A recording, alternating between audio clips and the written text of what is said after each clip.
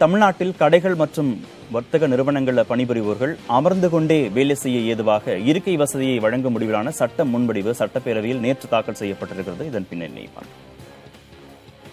தமிழகத்தில் உள்ள கடைகள் மற்றும் நிறுவனங்களில் பணிபுரியும் நபர்கள் வேலை நேரம் முழுவதும் நிற்க வைக்கப்படுவதால் பல வகையான உடல்நலக்கேடுகளுக்கு ஆளாவதாக அரசு தெரிவித்துள்ளது. வேலை நேரம் முழுவதும் நிற்கும் வேலையாட்களின் நிலைமையை கருத்தில் கொண்டு கடைகள் மற்றும் நிறுவனங்களில் அனைத்து பணியாளர்களுக்கும் இருக்கை வசதி வழங்குதல் அவசியம் என கருதப்படுவதாக அரசு தெரிவித்திருந்தது. கடந்த 4ஆம் தேதி நடைபெற்ற தொழிலாளர் ஆலோசனைக் கூட்டத்தில் வேலையாட்களுக்கு இருக்கை வசதியை வழங்குவது குறித்து கருத்துகள் முன்வைக்கப்பட்டன. இந்த கருத்துக்கள் குழு உறுப்பினர்களால் ஏற்றுக்கொள்ளப்பட்டுள்ளது.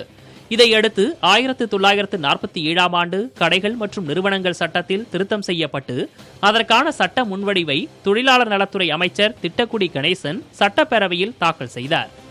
இதன்படி கடைகள் நிறுவனங்களில் பணியாற்றுபவர்களுக்கு இருக்கை வசதியை ஏற்படுத்தி கொடுப்பது கட்டாயமாக்கப்பட்டுள்ளது. நிற்கும்போது நின்று பேசலாம், பண்ணலாம். ஃப்ரீயாக இருக்கும்போது டயர்டாக இருக்கும்போது உட்காரத்துக்கு கொஞ்சம் இருந்தால் உட்காந்துட்டு அப்படி திருப்பி வந்து செஞ்சுக்கலாம். சேர் போகிறது நல்லது. மோஸ்ட்லி பார்த்தீங்கன்னா லேடிஸ்க்கு நிறைய ப்ராப்ளம் இருக்கும். அப்படிங்க சொல்ல எங்களுக்கு சேர் அரேஞ்ச் பண்ணி கொடுத்தா தான் கொஞ்சம் நல்லாவும் இருக்கும். வேற எதுவும் இல்லை. கேரளாவில் 2017ஆம் ஆண்டு ஜவுளி கடைகளில் பணியாற்றுவோர் பணி நேரத்தில் தங்களுக்கு உட்காரும் உரிமை வேண்டும் என்று கோரி தொடர் போராட்டங்கள் நடத்தினர். இதையடுத்து அங்கு 2018ஆம் ஆண்டு டிசம்பர் மாதம் சட்ட திருத்தம் கொண்டுவரப்பட்டு வேலையாட்கள் உட்கார இருக்கை வசதி செய்து தருவது கட்டாயமாக்கப்பட்டது. இந்த மாதிரியான கடைகள்ல நிறுவனங்கள்ல அதிக நேரம் நின்றபடி பணியாற்ற வேண்டிய தேவை இருக்குங்கிறத பார்க்கலாம். சிலருக்கு ரொம்ப தூரம் நடந்தா கால் வலிக்கும் அப்படின்னு சொல்லுவாங்க. இன்னும் சிலர் ஒரு 4 மாடி படிக்கட்டு ஏறி இறங்கினா கால் வலிக்கும் அப்படின்னு சொல்லுவாங்க.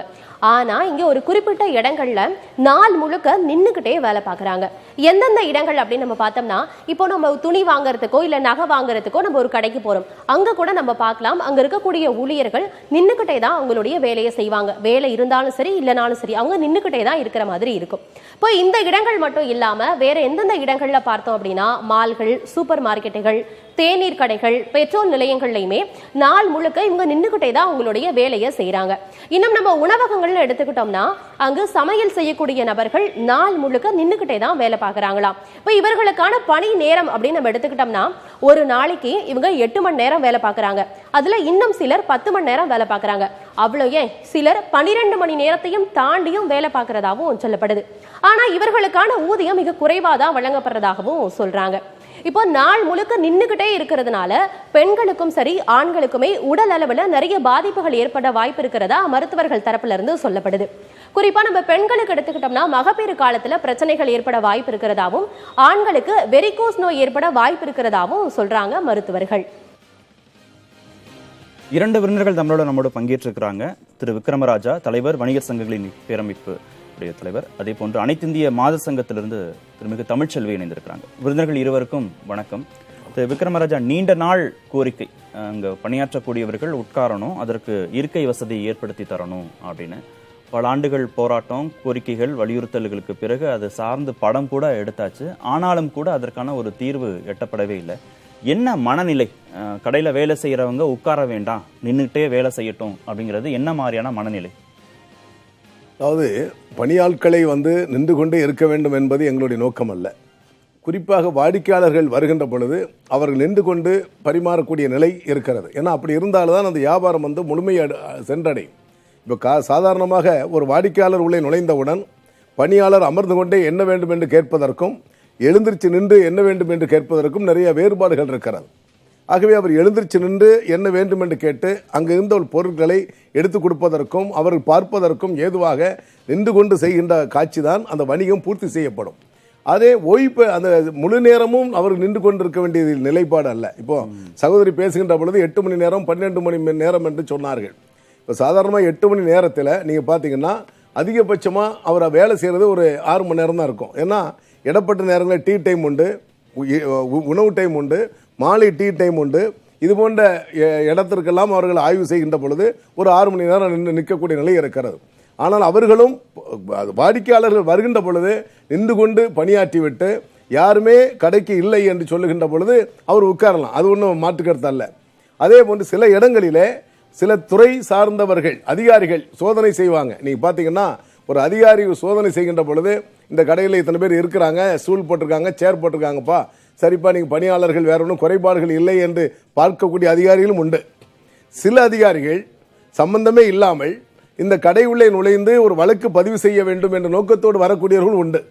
ஆகவே சட்டங்கள் அரசு போடுகின்ற பொழுது வணிகம் செய்கின்றவர்களையும் அதிகாரிகள் கையிலே பிடித்து கொடுக்க கூடாத வகையில் சட்டம் நிறைவேற்றப்பட வேண்டும். கடையை வச்சிருக்கிறவங்க, கடை முதலாளிகளுக்கு, கடையில வேலை செய்யறவங்களுக்கு தெரியாதா இந்த ஊழியர்கள் நீண்ட நேரம் நிக்கிறாங்க, 6 மணி நேரமோ 8 மணி நேரமோ 10 மணி நேரமோ 12 மணி நேரமோ நிக்கிறாங்க, வாடிக்கையாளர் வராத நேரத்தில் உட்கார்வதற்கு நாற்காலி போடணும் அப்படின்றத அந்த அந்த நிறுவனத்தை வச்சுக்கிறவங்களுக்கு, இவ்வளவு நாள் அந்த நிறுவனத்தை நடத்தி லாபம் பார்த்தவங்களுக்கு தெரியாதா? ஊழியர்கள் தானே அவங்களுடைய முதுகெலும்பு, அவங்களுடைய உடல்நலம் வந்து ரொம்ப முக்கியமானது இல்லையா? 1% 2% தான் அந்த மாதிரி அன்று போன்ற இடர்பாடுகள் இருக்கும். மற்ற கடைகள் எல்லாமே உட்கார்ந்து அமர்ந்து வியாபாரம் கூடிய நிலைகள் இருக்கிறது. சில ஜவுளி கடைகளில், சில பாத்திர கடைகளில் மட்டும்தான் உட்காருவது சில இடங்கள் இல்லாமல் இருக்குமே தவிர, மற்றபடி மற்ற நிறுவனங்கள் போலாமே உட்கார்ந்து வியாபாரம் பண்ணுவாங்க. நீங்க பாத்தீங்கன்னா ஒரு ஹோட்டல் இருக்கு, ஹோட்டல் உள்ள பணியாளர் இருப்பார், ஒரு சர்வர் இருப்பார். அவர் சர்வே பண்ணுகின்ற பொழுது உட்கார்ந்து சர்வே பண்ண முடியாது. உங்களுக்கு வரக்கூடிய வாடிக்கையாளர்களை வாங்க உட்காருங்க என்று சொல்லி அவர்கள் சாப்பிட்ட பிறகு உண்மையிலேயே ஆளே இல்லையாத நிலை ஏற்படுகின்ற பொழுது அவர்கள் அமர்வதற்கு நாங்கள் அதில் மாற்று கருத்தாமெல்லாம் அமர்ந்து கொண்டிருக்கிறார்கள். ஏன்னா பணியாளர்களை நீங்க மட்டும்தான் பணியாளர்கள் என்று பார்ப்பீங்க. ஆனா எங்களை பொறுத்தவர்கள் எங்களோடு சார்ந்தவர்கள் தான் அவர்கள். எங்களுடைய குடும்ப உறுப்பினர்களாகத்தான் பணியாளர்களை பார்த்து கொண்டிருக்கிறோம். வேலை ஆட்கள் என்பது, இப்ப நான் கூட ஒரு கடை வைத்திருக்கிறேன் என்று சொன்னால் நான் முதலாளி கிடையாது, நான் ஒரு கூலிக்காரன் தான். வேலை ஆட்களோடு வேலை செய்கின்றவன் தான் முதலாளி. ஏன்னா அப்படி இருந்தாதான் இன்றைய வணிகம் என்பது ஜெயிக்கும். ஆகவே வேலை ஆட்களை பிரித்து பார்ப்பது எங்கிட்ட கிடையாது. நீங்க பாருங்க, அவங்களுக்கு 3 வேளை உணவு கொடுக்கிறோம், தங்குற இடம் கொடுக்கிறோம், அனைத்து சலுகைகளையும் கொடுக்கிறோம். சலுகைகளை கொடுத்து இப்ப நீங்க பிரைவேட் கம்பெனிலாம் ஐடி நிறுவனங்கள் அப்படிலாம் சொல்லுவீங்க, அவர்களுக்கும் இவர்களுக்கும் சம்பளத்தை ஒப்பிட்டு பாருங்க, கணக்கே பண்ண முடியாது. சாதாரண மளிகை கடையில் வேலை செய்யக்கூடிய பையனுக்கு குறைந்தபட்சம் 15,000 ரூபாய் 12,000 ரூபாய் சம்பளம் கொடுக்குறாங்க. 15,000 ரூபாய் சம்பளம் என்பது தங்கும் இடம் சாப்பாடுகள்லாம் இல்லாம, அதெல்லாம் பாத்தீங்கன்னா 25,000 ரூபாய் சம்பளம் அவருடைய கணக்கில் வரும். அந்த வகையில் சாமானியர்களுக்கும் வேலை வாய்ப்பு தரக்கூடிய நிறுவனம் இந்த வியாபாரிகளை சார்ந்த நிறுவனம். ஆகவே அவர் வேலை செய்யற இடத்துல அதற்கான மரியாதை இருக்கணும், கட்டாயமா இருக்கிறது. நீங்க பாத்தீங்கன்னா அதை தான் முதல்ல சொல்லிட்டேன், அவர்களை நாங்கள் வேலை ஆட்களாக பார்ப்பது இல்லை. இப்போ நான் ஒரு 50,000 ரூபாய் சம்பளம் வாங்கினேன்னா என்கிட்ட பணியாற்றக்கூடியவர்கள் ஒரு 30,000 ரூபாய் வாங்குவாங்க, 20,000 ரூபாய் வாங்க, 25,000 ரூபாய் வாங்க. சம்பளம் விகிதம் தான் சற்று ஏறக்குறைய இருக்குமே தவிர அங்கு முதலாளித்துவம் என்பது கிடையாது. சில நிறுவனங்களை நீங்க பாருங்க, அந்த கடையினுடைய உரிமையாளரும் பணியாளரும் ஒரே யூனிஃபார்ம் போட்டு தான் நிற்பாங்க. ஏன்னா வேறுபாடு தெரியக்கூடாது என்பதற்காக. அதுபோன்றுதான் பணிகளை செய்து கொண்டிருக்கிறோம். நீங்க சாதாரண ஒரு சின்ன மளிகை கடை எடுங்க, ஒரு ஸ்வீட் ஸ்டால் எடுங்க, 2 பேர் நிற்கக்கூடிய பணியாளர்கள் அந்த கடையினுடைய உரிமையாளர்கள் நிற்பாங்க, அவங்களும் உட்கார மாட்டாங்க. ஏன்னா வரக்கூடிய வாடிக்கையாளர்கள் நீங்க உட்கார்ந்துக்கிட்டு அப்படியே சாதாரணமா உட்கார்ந்துக்கிட்டு நிதானமா காலை ஆட்டிக்கிட்டு ஒருவர் உட்கார்ந்துருக்காருன்னு வைங்களேன், வாங்க மேடம் என்ன வேணும்னு கையை வச்சுட்டு கேட்டா, எப்போ அந்த கடைக்கு போன அந்த பையன் மதிக்க கூட மாட்டான், அவன் உட்கார்ந்து எழுந்திரிச்சு கூட என்னன்னு கேட்க மாட்டான். ஆகவே அந்த கடை உள்ளே நுழையக்கூடாது என்பது வாடிக்கையாளர் மனதில் ஏற்பட்டுவிடும். வாடிக்கையாளருடைய மனநிலையை புரிந்து கொண்டுதான் எங்களுடைய வணிகத்தை நாங்கள் செய்து கொண்டிருக்கிறோம். ஏன்னா வரக்கூடியவர்கள் மனம் கோணாமல் அவர்களுடைய மனத்தில் என்ன இருக்கிறது தெரிந்து கொண்டு வியாபாரம் செய்யக்கூடிய சூழல். ஏன்னா வியாபார துறை என்பது கடுமையான போட்டிக்குள்ளே நடந்துகிட்டு இருக்கு. இன்றைக்கு நாளை இந்த வாழ்வாதாரம் ஜெயிக்க முடியுமா, தோற்று போய்விடுவோமா என்ற எண்ணத்தோடு தான் வணிகம் செய்து கொண்டிருக்கிறார்கள். ஆகவே உட்கார்ந்து செய்வதும் நின்று கொண்டு செய்வதெல்லாம் நாங்கள் இடையூறாக ஏற்படுத்துவது இல்லை.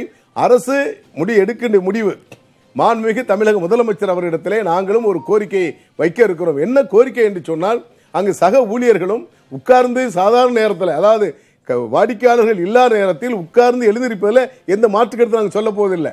அதே வேளையில் அவர்கள் உட்கார்ந்து கொண்டுதான் வியாபாரம் செய்ய வேண்டும் என்று சொல்லுகின்ற பொழுது வாடிக்கையாளர்களுடைய மனநிலையை பூர்த்தி செய்ய முடியும். வாடிக்கையாளருக்கும் நாற்காலி கொடுத்துட்டா அவங்களையும் இவங்க உட்கார வச்சு சரிசமமா வியாபாரம் பண்றதுல ஏதாவது சிக்கல் இருக்கு? இல்ல கார்த்திகன், அதாவது நீங்க பாருங்க, இப்போ நீங்களே இப்ப நான் ஒரு உங்களே என்னையுமே நம்ம இந்த இடத்துக்கு ஒரு உதாரணமா எடுத்துக்கிடுவோம்.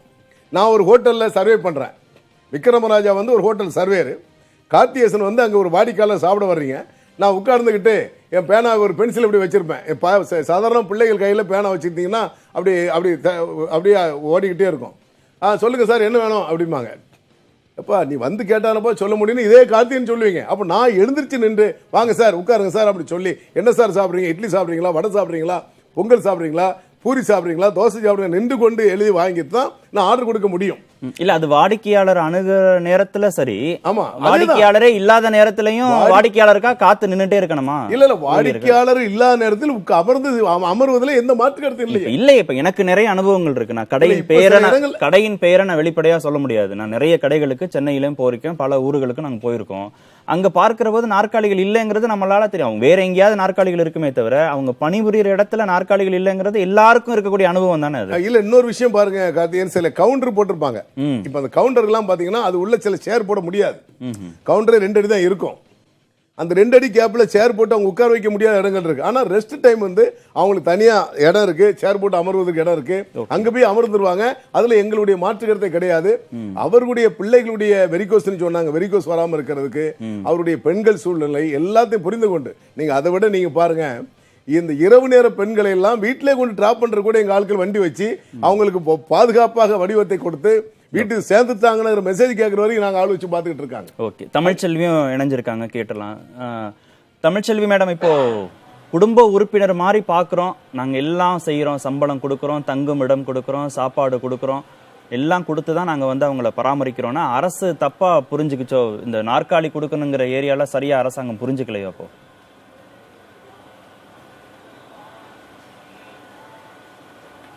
வணக்கம் சார். சார் சொன்னாங்க இரவு ஒரு 9 மணிக்கு தான் எங்கள் வேலையெல்லாம் முடிச்சுட்டு 9 மணிக்கு தான் எங்களுக்கு நேரம் கிடைக்கும். அந்த நேரங்களில் தான் சில கடைகளுக்கு போவோம். ஜவுளி கடையாக இருக்கட்டும், அடுத்தது நகை கடையாக இருக்கட்டும், மளிகை கடையாக இருக்கட்டும், இன்னும் சில கடைகள், அதாவது இந்த ஃபர்னிச்சர் கடை, இங்கெல்லாம் போகிறோம். போகும்போது அவங்களுக்கெல்லாம் தனியாக ஒன்றும் சேர்லாம் இல்லைங்க சார். சார் சொல்கிறது வந்து ஒரு சில இடங்களில் வேணா, ஒரு சில கடைகளில் வேணா இவங்க சொல்கிற அந்த இதுக்குள்ளார இருக்கலாம். ஆனால் ரொம்ப பாவமாக இருக்குது. அதாவது நீங்கள் 8 மணி நேர வேலை, நீங்கள் 8 மணி நேர வேலைக்குள்ளார தான் 1 மணி நேரம் சாப்பாட்டுக்கான ரெஸ்ட்டு. ஆனால் 12 மணி நேரம் அதை தாண்டியும் வேலை பார்க்குறவங்க இன்னைக்கு வந்து பெரும்பாலும் இருக்காங்கங்கிறத வந்து சார் வந்து நிராகரிக்கக்கூடாது. உண்மை இதுதான், யதார்த்தம் இதுதான். நீங்க வந்து இன்றைக்கு இருக்கக்கூடிய ஒரு மோசமான சூழ்நிலை, நிறைய பேருக்கு வந்து இன்னைக்கு வேலை இல்லாத ஒரு மோசமான சூழ்நிலை. அந்த அடிப்படையில பார்த்தா இப்ப இந்த மாதிரி கடைகளுக்கு போயாவது தங்களுடைய குடும்பத்தோடைய அந்த இதை வருமானத்தை பெருக்கிக்கணும், இல்லைன்னா குடும்பத்தோடைய செலவுகளை வந்து சரி பண்ணிக்கணும் அப்படிங்கிறது தான் இன்றைக்கு இருக்கக்கூடிய யதார்த்தமான நிலைமை. நீங்க பாத்தீங்கன்னா கிராமப்புறங்கள்ல பேருந்துகள்ல பாத்தீங்கன்னா 7 மணிக்கெல்லாம் கிளம்பிடுறாங்க. 7 மணிக்குள்ளார அவங்க சமைச்சு சாப்பாடு மத்தியானத்துக்கு எடுத்துட்டு வீட்டில் உள்ளவங்களுக்கெல்லாம் ஏற்பாடு பண்ணி வச்சுட்டு போகணும். திரும்ப 9 மணி 10 மணிக்கு மேலதான் வீட்டுக்கு வரணும். இதுதான் சரி யதார்த்தமான நிலைமை. இப்போ சார் சொன்னாங்க வர்த்தகர்களை பாதுகாக்கணும், அதுல ஒன்றும் மாற்று கருத்து இல்லை. ஆனா அங்க இருக்கக்கூடிய ஊழியர்கள் நல்லா இருந்தாதான் வர்த்தகம் நல்லா இருக்கும். என்னதான் அவங்களுக்கு சிரமம் இருந்தாலும் கஷ்டம் இருந்தாலும் அதையெல்லாம் தாங்கி கொண்டு அந்த இன்முகத்தோட வந்து அதாவது வரக்கூடிய வாடிக்கையாளர்களை வரவேற்கிறத நம்ம நிச்சயமா எல்லா இடங்கள்லையும் பார்க்கிறோம். நீங்க ஒரு நாள் முழுவதும் நின்னாக்க அதாவது மூளைக்கு போற அந்த ரத்த ஓட்டம்லாம் பாதிக்கப்பட்டு ஒரு மிகப்பெரிய சிரமத்துக்கு உள்ளாகக்கூடியத தொடர்ச்சியாக டாக்டர்ஸ் எல்லாம் சொல்லிட்டு இருக்காங்க. இதையும் உள்ளடக்கி பார்க்கணும் அப்படிங்கறதுதான். அப்புறம் நான் இதுல என்ன கூடுதலா சொல்லணும்னு நினைக்கிறேன்னா, இன்றைக்கு அரசு இப்படி எடுத்திருக்கிறதுங்கிறது ஒரு காலதாமதமானது. இன்றைக்கு வந்திருக்கக்கூடிய புதிய அரசாங்கம் இதுல ஒரு முக்கியத்துவம் கொடுத்திருக்காங்க. ஏற்கனவே கேரளாவில் எங்களுக்கு உட்கார்வதற்கு உரிமை வேண்டும்னு அங்க உள்ள அந்த வர்த்தக இருக்கக்கூடிய அந்த பணியாளர்கள் போராடினாங்க. அதை அங்க இருக்கக்கூடிய அந்த அரசாங்கம் ஏற்றுக்கொண்டு அந்த உரிமையை வழங்கி இருக்குது. அது வந்து அதாவது வாடிக்கையாளர்கள் வரும்போதெல்லாம் உட்கார்ந்தெல்லாம் இருக்க மாட்டாங்க, எந்திரிச்சு நின்று வரவேற்கிறது தான் தமிழகத்துடைய பண்பாடு. அது நிச்சயமாக பணியாளர்கள் செய்வாங்கிறது. அதுல சிக்கல் வந்துடக்கூடாதுன்னு திரு விக்ரமராஜா கருதுறாரு. வர்த்தகம் நல்லா இருக்கும். அதுல சிக்கல் வந்துடக்கூடாதுன்னு கருதுறாரு திரு விக்ரமராஜா. ஒன்னே மட்டும் சொல்லிடுறேன்.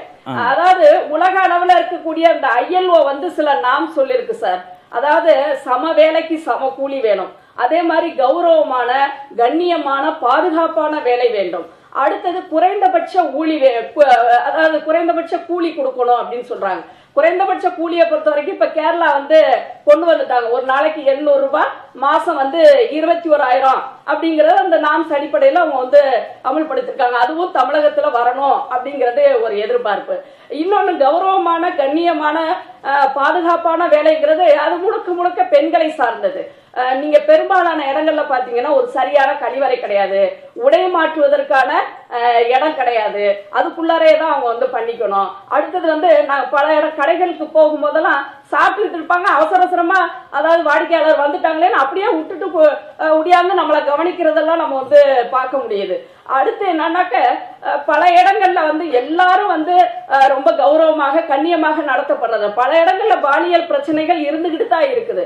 அப்ப அந்த மாதிரி இடங்கள்ல பெரிய நிறுவனங்கள் எல்லாம் ஒரு புகார் கமிட்டி அமைக்கணும். புகார் கமிட்டி அமைக்கணுங்கிறது அரசு வலியுறுத்தி இருக்கக்கூடியது. அந்த இதை வந்து அங்க கொண்டுட்டு வரணும் அப்படிங்கறதா. அதே மாதிரி எல்லா இடங்களையும் ஆண்களா இருந்தாலும் பெண்களா இருந்தாலும் சம வேலைக்கு சம கூலி கொடுக்கணுங்கிறது இந்த நாம்ஸ்குள்ளார வர்றது. அப்ப இதெல்லாம் இன்னும் கொஞ்சம் கூடுதலாக வந்து இதுல கவனிக்கப்பட வேண்டியது அப்படிங்கறத நான் வந்து வலியுறுத்துறேன் சார். ஓகே, வாடிக்கையாளர்கள் அணுகிற விதத்துல அவர் ஒரு பாயிண்ட் சொன்னாரு. எல்லாருக்கும் நாற்காலி போட்டு ஊழியர்கள் அனைவருக்கும் எல்லாரும் உட்கார்ந்துட்டு இருக்கிற போது வாடிக்கையாளர் வருகிற போது அவங்க மரியாதை குறைவா நினைச்சா பிசினஸ் போயிடும், வருமானம் போயிடும், போட்டியான சூழலை நாங்க வந்து கடைகளை நடத்திட்டு இருக்கோம். வாடிக்கையாளர் மனசுல இந்த கடைக்கு போனா நம்மள ஒழுங்கா நடத்த மாட்டாங்கன்னு மனசுல பதிஞ்சா அடுத்த முறை வரமாட்டாங்க அந்த கடைக்கு அப்படின்னாரு.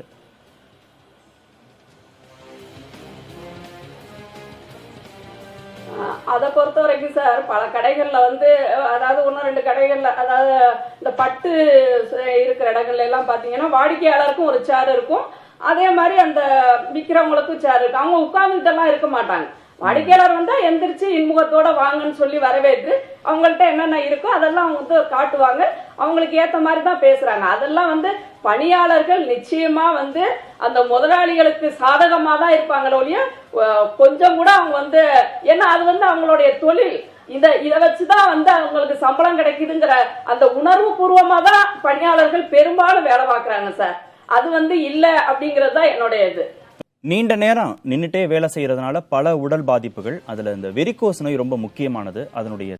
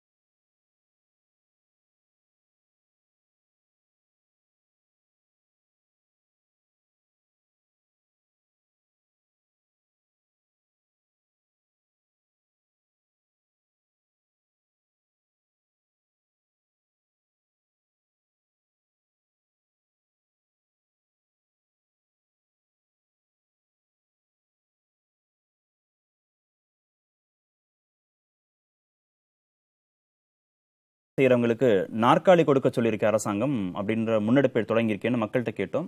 மக்கள் தெரிவித்த கருத்துக்களையும் பார்க்கலாம். முதலாளிங்க மட்டும்தான் உட்காரணுன்றது இல்லாமல் தொழிலாளிகளுக்கும் அந்த உரிமைன்றது இப்போ இவரால் கிடச்சிருக்குது. வரவேற்கக்கூடிய ஒரு சட்டம் தான். அதே நேரத்தில் இந்த சட்டத்தை வந்து வெறும் சட்டமாகவே இருந்துடாமல் நடைமுறைக்கு சீக்கிரமாக அமல்படுத்தணும்னு வேண்டிக்கிறேன். அதை நடைமுறையில் செய்யாதவங்க மேலே சட்ட நடவடிக்கையும் எடுக்கணும். எல்லா ஊழியர்களுக்கும் இந்த மாதிரி முதல்வர் ஐயா வந்து சட்டம் போட்டது வந்து நல்லதாக இருக்குது. எல்லா ஊழியருக்கும் இது வந்து மாதிரி நோவு எதுவும் வராமல் இருக்கிறதுக்கு ஒரு பாதுகாப்பான இதுவாக இருக்கும். நிறைய சட்டங்கள் வந்து ஒரு அரசாங்கமும் சொல்லுது எப்பயுமே. அந்த சட்டங்கள் எல்லாமே நடைமுறைப்படுத்தப்படுதா அப்படின்றது இதுக்கு முன்னாடி நம்ம யோசிச்சு பார்த்தோம்னா எல்லா சட்டங்களுமே நடைமுறைப்படுத்தப்படலை. அந்த மாதிரி இது வந்து வெறும் ஒரு வாய் வார்த்தையாக இல்லாமல் இது உண்மையாலுமே ஒரு சட்டமாக இது கடைபிடிக்கப்பட்டால் உண்மையாலுமே எல்லாருக்குமே ரொம்ப நல்லா இருக்கும். இதனால் நல்ல நிறைய தொழிலாளர்கள் பயன்பெறுவாங்க. இந்த நகைக்கடை ஜவுளி கடையிலலாம் அங்கே இருக்கக்கூடிய பெண்கள், அங்கே இருக்க பணிபுரியும் ஊழியர்கள் எல்லாருமே காலையில் நிற்க ஆரம்பித்தாங்கன்னா நைட்டு 9 மணி வரைக்கும் நின்று வேலை செய்கிறது என்பது உண்மையிலே ஒரு மனிதாபிமானியற்ற செயல். அது இதை வந்து அந்த கடை உரிமையாளர்களோ அந்த கடை நடத்துவர்களே அவர்களாகவே செய்திருக்க வேண்டிய ஒரு விஷயத்தை இன்றைக்கு ஒரு சட்டத்தின் மூலமாக தான் அதை நம்ம நிறைவேற்ற மாதிரி ஆயிடுச்சு. அது கொண்டு வந்துட்டு ரொம்ப சந்தோஷம் தான். ஏன்னா நிறைய பசங்க கால் வலியாலையும் இது வலியும் நிறைய பசங்க கஷ்டப்பட்டுட்டு தான் இருக்காங்க. ஆனால் அந்த நேரத்தில் கொண்டு வந்துட்டு நல்லது தான். திரு விக்ரமராஜா, மக்கள் பேசுனதா கேட்டிருப்பீங்க. எல்லாருக்குமே இதை நடைமுறைப்படுத்துவாங்களா கடைக்காரங்க அப்படின்னு நடைமுறைப்படுத்துவாங்களாங்கிற சந்தேகத்தோட தாண்டி நடைமுறைப்படுத்தலைன்னா சட்ட ரீதியாக நடவடிக்கை எடுக்கணும்னு வலியுறுத்துறாங்க. நடைமுறைப்படுத்திடுவாங்களா எல்லாரும்? கட்டாயமாக இது நடைமுறைப்படுத்தப்படும். காரணம், இந்த பிள்ளைகளை நான் ஆரம்பத்தில் சொன்னேன், பிரித்து பார்ப்பதில்லை. இப்போ அந்த மேடம் சொல்லும்போது சொன்னாங்க ஒரு புகார் வைக்க ஒரு கமிட்டி அமைக்கணும்னு சொன்னாங்க. அதாவது சட்டங்களை அதிகப்படுத்தி கொண்டு போனால் சிக்கல்கள் அதிகம் ஏற்பட்டு கொண்டிருக்கும். சிக்கல்களை தவிர்ப்பதற்கு வணிகத்தை விட்டே வெளியேறக்கூடிய நிலை ஏற்பட்டுவிடும். ஏன்னா இப்போலாம் பார்த்தீங்கன்னா சென்னையில் 40 விழுக்காடு கடைகள் இன்னும் பூட்டி இருக்கு. ஏன்னா கொரோனா பேரிடருக்கு பிறகு அவர்கள் திறப்பதற்கே முகாந்திரம் இல்லாமல் இருக்கிறது. இன்னொன்று சகோதரி சொன்னாங்க, வேலைக்கு, ஏன்னா வேலை கொடுப்பதற்கு ஆள் தயாராக இருக்கிறோம், வேலைக்கு ஆள் கிடைப்பதில்லை. நல்லா புரிஞ்சுக்கிடுங்க. நல்ல வேலை செய்வதற்கு, எந்த வேலையும் செய்வதற்கு தயார் என்று வரக்கூடியவர்கள் வேலை தெளிவாக இருக்கிறது. கடைகளுக்கெல்லாம் எல்லா கடைகளுமே ஆள் பற்றாக்குறை இருக்கிறது. ஆனால் அதை பணியாற்றக்கூடியவர்கள் வரல. ஏன்னா இப்போ பணியாற்றாமே சம்பளம் வாங்கின ஒரு சிலர் நினைச்சாங்கன்னா முடியாது. அதே போன்று உட்காருவதற்கு இடம் என்பது வேலை நேரம் அல்லாத நேரத்தில் உட்காருவதற்கு எந்த சாத்தியக்கூறும் கட்டாயமாக இருக்கிறது. இல்ல நாற்காலி மட்டும் இல்ல, அங்க பெண்கள் வேலை செய்யறதுனால கழிப்பறை ரொம்ப முக்கியம். உண்மை. அதாவது இப்பெல்லாம் பாத்தீங்கன்னா மருத்துவ காப்பீடு ரொம்ப முக்கியம், பிஎஃப் கிடைக்கணும் அவங்களுக்குன்னு ஒரு வரையறுத்தப்பட்ட ஒரு நிர்வாகத்துக்குள்ள அவங்களை கொண்டுட்டு வரதுல பெரும்பாலானவர்கள் விரும்புறதே கிடையாது. உண்மை. அதாவது இப்ப எல்லா இடங்கள்லயும் இன்னைக்கு பாத்தீங்கன்னா பொது இடங்கள்ல கூட கழிப்பறைகள் சுத்தமாக இருக்கப்படணும். மாநகராட்சிக்கு உட்பட்டதுல கூட சென்னை மாநகர ஆணையர் இந்த பொது கழிப்பறைகள் வரை நேரடியாக பார்த்துக்கிட்டு இருக்காங்க. அதே போன்று பெரிய நிறுவனங்கள் எல்லாம் சுத்தமாக இப்போ நான் பல இடங்களுக்கு நீங்கள் கூட போய் பாருங்க. சில இடங்களில் ஒன்று, அதாவது 100% எங்குமே நம்ம சக்சஸ்ன்னு சொல்ல முடியாது. சில இடங்களில் குறைபாடுகள் இருக்கும். அந்த குறைபாடுகளையும் தமிழ்நாடு வணிக சபை பேரமைப்பு சரி செய்வதற்கு வணிகர்களை சந்தித்து, நேற்றே பல வணிகர்களை நான் தொலைபேசியிலே பேசி இந்த சட்டத்தை நம்ம எப்படி எதிர்கொள்கிறோம், எப்படி பார்க்கிறோம், எதிர்ப்பதா இல்லை ஆதரிப்பதா என்று கேட்கின்ற பொழுது, நான் உண்மையிலே இந்த தொலைக்காட்சிக்காக சொல்லலை, புதிய தலைமுறை மூலமாக பார்த்து கொண்டிருக்கின்ற கோடான கோடி தொழிலாளர்கள் சகோதரிகள் நான் சொல்றேன், எந்த கடை உரிமையாளரும் அதை மறுக்கவில்லை. வேண்டும் அவங்களா செஞ்சிருந்தா இன்னும் இல்ல அவங்க செஞ்சிருக்காங்க. அது நீங்க பாத்தீங்கன்னா இப்போ என்னுடைய கடைகள்லாம் ஸ்டூலே கிடையாது. நாங்க வியாபாரம் பண்ண நேரங்கள்ல நான்லாம் 18 மணி நேரம் நின்று வேலை பார்த்த ஆளு தான். ஏன்னா ஒரு வைராக்கியம், வாழ்க்கையில முன்னேறணுங்கிற வைராக்கியத்தோடு நாங்க ஓடிக்கிட்டு இருந்த ஆட்கள். ஆனா இன்றைய காலம் என்று உணவு பழக்கங்கள் பிள்ளைகள்லாம் மாத்திட்டாங்க. இன்னைக்கு பெண்களுக்கெல்லாம் வெரிகோஸ் வருதுன்னா பிள்ளைகளுடைய உணவு தன்மை பாருங்க, தண்ணி குடிப்பதே இல்லை பெண்கள் யாருமே. தண்ணி நேரத்துக்கு நேரம் நம்ம எல்லா கடைகள்லையும் அருமையான தண்ணீர் குடிநீர் வச்சிருக்கிறோம். ஆனால் எல்லா பிள்ளைகளுமே குடிநீர் குடிப்பதை கூட தவிர்க்கப்படுகிறது.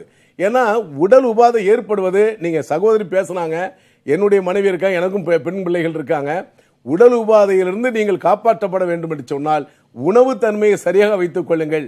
வெரிகோஸ் இல்லாமல் இருக்க வேண்டும் என்று சொன்னால் உங்களுடைய உடற்பயிற்சி, நீங்க ஒரு 20 நிமிஷம் பிள்ளைகள் ஒரு 20 நிமிடம் உடற்பயிற்சி செய்யுங்க, நல்ல யோகா செய்யுங்க, நீங்க வெரிகோஸே இருக்காது. அதாவது நோய் என்பது நின்று கொண்டிருப்பது மட்டுமல்ல, நீங்க ஒரே அடியாக குற்றச்சாட்டு சொல்லிவிடக் கூடாது. அதே மாநகராட்சி ஊழியர்கள் பாத்தீங்கன்னா நின்றுட்டு தான் வேலை செய்வாங்க, அவங்களால உட்கார்ந்து வேலை செய்ய முடியாது. அப்ப நின்று கொண்டு செய்யக்கூடிய வேலை நின்றுகிட்டு தான் செய்ய முடியும், உட்கார்ந்து செய்யக்கூடிய வேலை உட்கார்ந்து தான் செய்ய முடியும். அதுல குறைந்தபட்சம் ஒரு 2 மணி நேரம் நிக்கிறாங்கன்னா 1 மணி நேரமாவது அவங்களுக்கு ஓய்வு. அதே போல அந்த மாதிரியாவது அவங்கள ஷிஃப்ட் பேசிஸ்லயாவது அவங்கள வேலை வாங்கலாம். இப்போ நீங்க பாத்தீங்கன்னா இதுலயும் ஷிஃப்ட் தான், இதுலயும் 2 ஷிஃப்ட் 3 ஷிஃப்ட் நைட் ஷிஃப்ட் வரைக்கும். சில இப்போ பண்டிகை காலங்கள்லாம் பாத்தீங்கன்னா நைட் ஷிஃப்ட்டுக்கு தனியாக ஆள் வருவாங்க, கடை கிளீன் பண்றதுக்கு, ஜவுளி அடுக்குவதற்கு, இதெல்லாம் அடுக்க நைட் ஷிஃப்ட் கூட வருவாங்க. ஆனால் எங்களை பொறுத்த வரையிலே நாங்கள் தெளிவாக சொல்லுகிறோம், தமிழகத்தை சார்ந்த வணிகர்கள் என்பது இன்று வணிகர்களுடைய பிள்ளைகள், எங்களுடைய பிள்ளைகளா தான் பார்க்கிறோம். அவங்க பணியாட்கள் என்று சொல்வதை கூட ஏற்க முடியாது. ஆனா எங்களுடைய பிள்ளைகளா, குடும்ப உறுப்பினர்களாக பார்க்கிறோம். ஏன்னா எங்களை வாழ்விப்பது அந்த பிள்ளைகள் தான். எங்களுடைய வாழ்க்கை முன்னேற்றம் என்பது எங்களுடைய ஊழியர்கள் தான். ஆகவே அவர்களை பிரித்து பார்க்க முடியாது. எங்களுக்கு சட்டத்தில் சிக்கல்கள் ஏற்பட்டு கடை உரிமையாளர் மீது நடவடிக்கை என்ற போர்வையிலே சிக்கல் ஏற்பட்டு விடக் கூடாது என்பதை தான் தமிழ்நாடு முதலமைச்சரிடத்திலே கோரிக்கை தர இருக்கிறோம். அந்த கோரிக்கை என்பது வணிகர்களுக்கு நியாயமான கோரிக்கையாக, பிள்ளைகளை பாதுகாப்பதற்கு நாங்களும் தயாராக இருக்கிறோம் என்பதை தமிழ்நாடு வணிக பேரமைப்பு சார்பாக தெரிவித்துக் கொள்கிறேன். தமிழ்ச்செல்வி திரு விக்ரமராஜா சொல்லும் போது நிறைய சட்டங்கள் இது மாதிரி ஒன்னொன்னுக்கும் கண்டிப்பா கழிப்பறை இருக்கணும், கண்டிப்பா நாற்காலி இருக்கணும், கண்டிப்பா பிஎஃப் கட்டணும் அப்படின்னு நிறைய சட்டங்கள் போட்டுட்டே போனா தொழில் பண்ண முடியாது அப்படின்னு அவர் வருத்தப்படுறாரு. ஏற்கனவே 40% தொழில்கள் இங்க முடங்கி போயிருக்கு அப்படின்னு. ஒருவேளை அந்த மாதிரி ஏதாவது நெகட்டிவ் இம்பாக்ட் அதை உருவாக்கிடுமோ?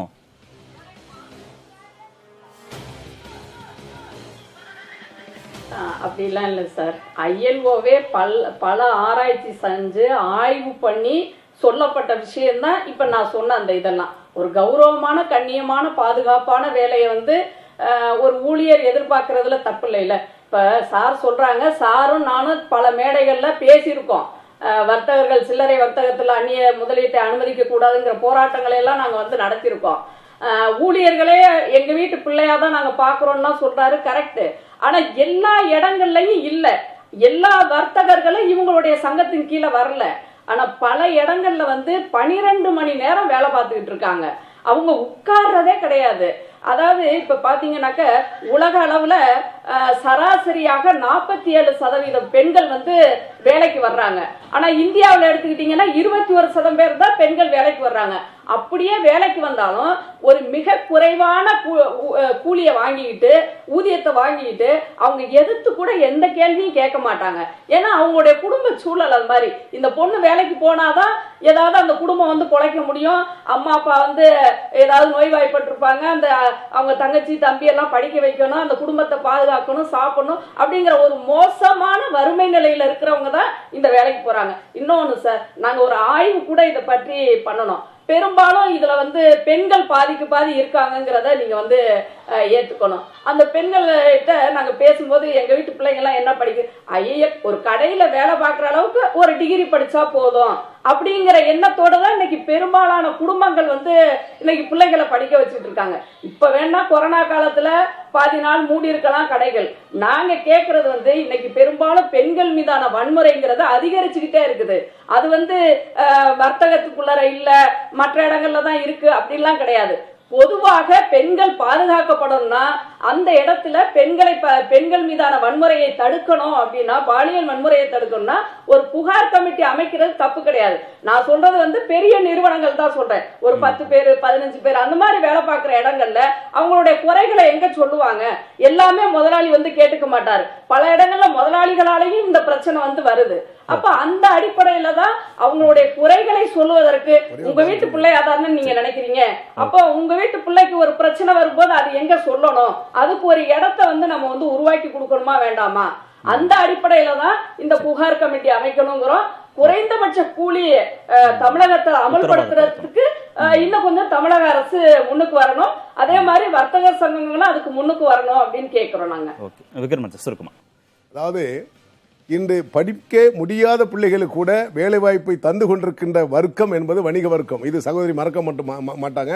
அதே மாதிரி பெண்களுக்கு பாதுகாப்பு என்பது ஒரு கடை உள்ளே பணியாற்றக்கூடியவர் அனைவரையும் நேரடியாக அவருடைய கடை உரிமையாளர் சந்தித்து தன்னுடைய குறைபாடுகளை சொல்வதற்கு நேரம் ஒதுக்கப்பட்டு அனைத்து ஊழியர்களையும் சந்திப்பதற்கு அந்த வாய்ப்பை தந்திருக்கிறாங்க. அவை யார் குறை வேண்டும் என்று சொன்னாலும் அவருடைய உரிமையாளர் சொல்வதற்கு முழு அதிகாரம் இருக்கிறது.